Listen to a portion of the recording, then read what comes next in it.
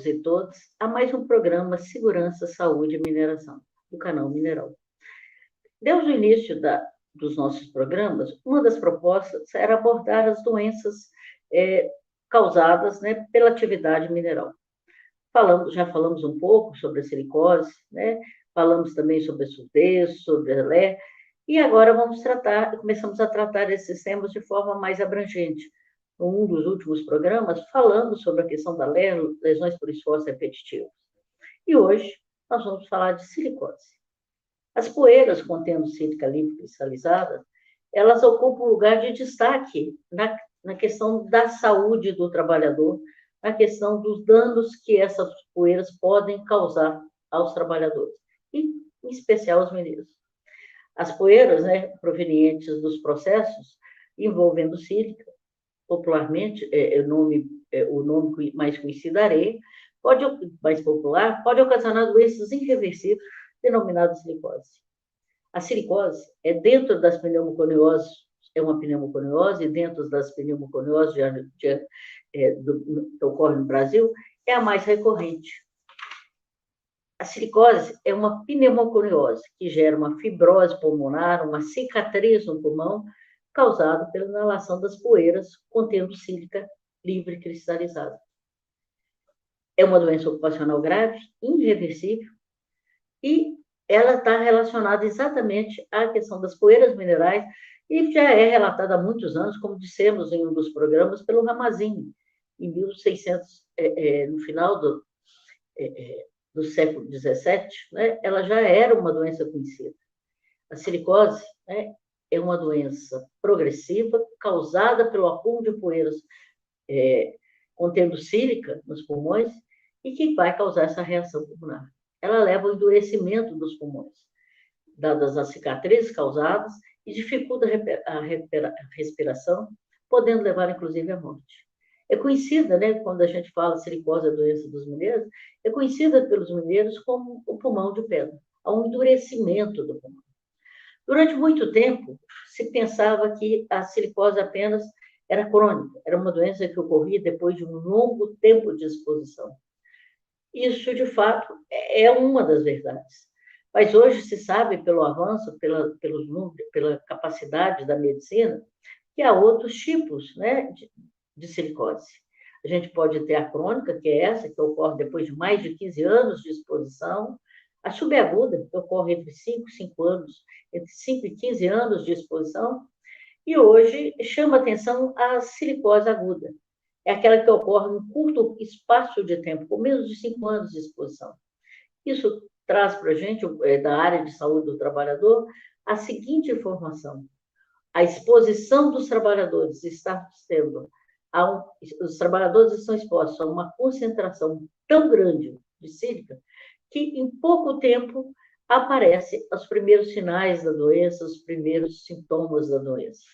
Aparecem os primeiros comprometimentos do pulmão. A sílica, né, também é um dos principais agentes ocupacionais relacionado ao câncer de pulmão. Hoje, isso é reconhecido já há algum tempo pela Agência Internacional de Pesquisa do Câncer, IARC, que é uma entidade da Organização Mundial de Saúde. Ela reconhece a sílica como carcinogênico humano. No Brasil, a gente levou um pouquinho mais de tempo. E, em 2014, há uma publicação conjunta, interministerial, do Ministério do Trabalho, Ministério da Saúde, Ministério da Previdência Social, que publica uma lista nacional de cancerígenos para humanos, a LINAC. E nessa lista, o Brasil passa a reconhecer a sílica livre cristalizada como carcinogênico. Ou seja, a sílica provoca não só uma doença pulmonar, a pneumoconiose, mas também é um agente cancerígeno e provoca câncer. Daí a importância da gente pensar principalmente na prevenção e controle da silicose. Existem vários mecanismos de controle, e o principal deles é a mudança do ambiente de trabalho, no caso dos mineiros, a mudança dos processos de trabalho. A adoção de medidas de segurança, medidas de higiene, tais como mudança do processo de operação, umidificação, perfuração a seco, né, que era tão comum antes da vigência da NR22, tem que ser umidificada, molhar as vias, melhorar a ventilação, né? A manutenção geral é uma série de questões que podem melhorar, né, e diminuir um pouco a exposição a essa sílica. É importante isso, porque já dissemos, né, que a silicose não tem cura e é uma doença progressiva. Então, é importante que a gente trabalhe na prevenção e no controle dos ambientes de trabalho. Há também algo muito importante, né, que é o diagnóstico precoce. A obrigação de fazer exames e controles periódicos antes que essa doença se agrave. Infelizmente, muitos dos trabalhadores só têm o diagnóstico tardio, já quando a doença está num estágio, né, muito grave e que pouco se pode fazer. Então, a gente precisa trabalhar na questão do ambiente de trabalho e também no controle individual dos trabalhadores expostos. Se houver a inviabilidade técnica, a gente tem que trabalhar também em medidas de caráter administrativo na organização do trabalho.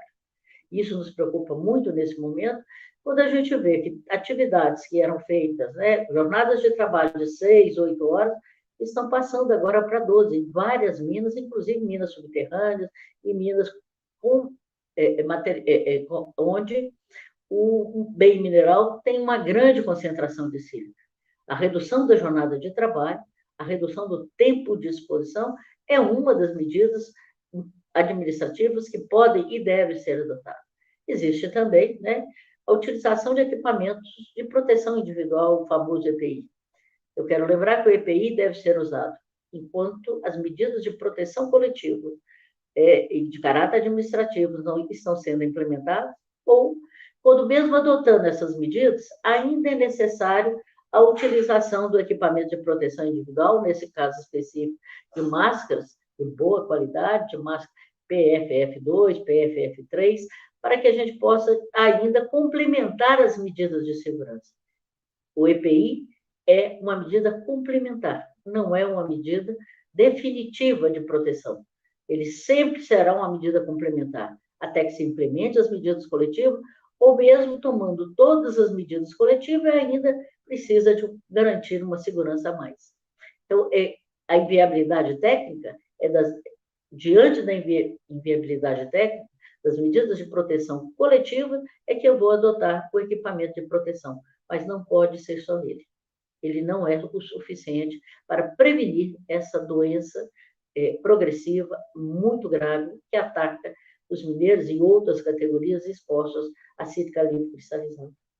É preciso ainda, né, a gente trabalhar que nesse controle, né, a gente tem que incluir o monitoramento periódico das exposições, o monitoramento dos ambientes de trabalho, para saber se as medidas adotadas, como umidificação, com perfuração a onda e a melhoria da ventilação, diminuíram a concentração de sílica. Se coloca essa concentração no nível abaixo daquilo que é previsto nas nossas legislações e também internacionais. É preciso também trabalhar na informação dos trabalhadores. O direito de informação é o direito dos trabalhadores nos ambientes de trabalho. Conhecer os riscos e saber quais são as proteções que estão sendo adotadas, a eficácia dessas proteções, é um direito dos trabalhadores e que deve ser dito, deve ser formado. Não basta apenas dar os equipamentos, mudar o ambiente de trabalho, se os trabalhadores não têm a informação sobre os riscos que são expostos e, principalmente, os controles que a empresa está adotando.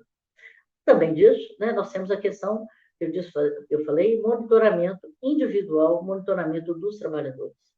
É preciso a norma regulamentadora número 7, o Programa de Controle Médico de Saúde Ocupacional, prevê, né, a obrigatoriedade de realizar raio-x de tórax, padrão OIT. Não é qualquer raio-x, é um raio-x com técnica, com metodologia da Organização Internacional do Trabalho. A norma regulamentadora prevê no admissional e anualmente a realização desses exames.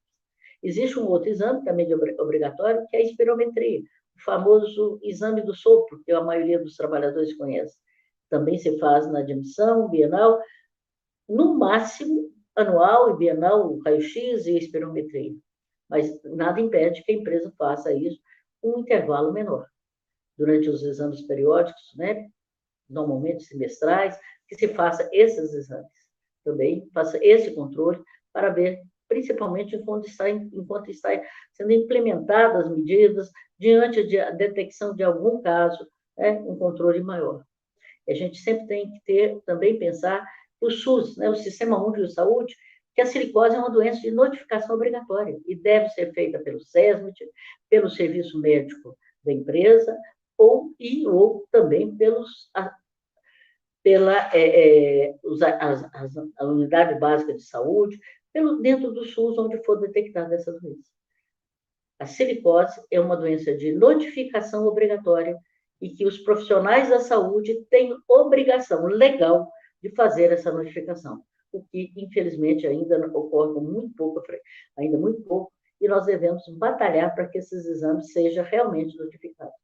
É fundamental que, além do controle, né, da poeira nos ambientes de trabalho, haja um monitoramento da saúde dos trabalhadores.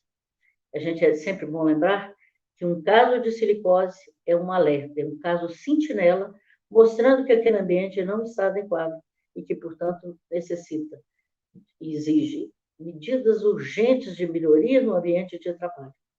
Voltamos a dizer, a silicose é uma doença grave, uma doença progressiva e precisa de controle. Nós conhecemos o que é silicose há mais de 300 anos, e pelo menos há 100 anos. Tem recursos disponíveis para eliminar a poeira dos ambientes de trabalho. Vamos trabalhar para que essa doença seja realmente, né, controlada nos ambientes de trabalho, seja eliminada nos ambientes de trabalho. Obrigada a todos. Conte conosco no canal Mineral. Até o próximo programa.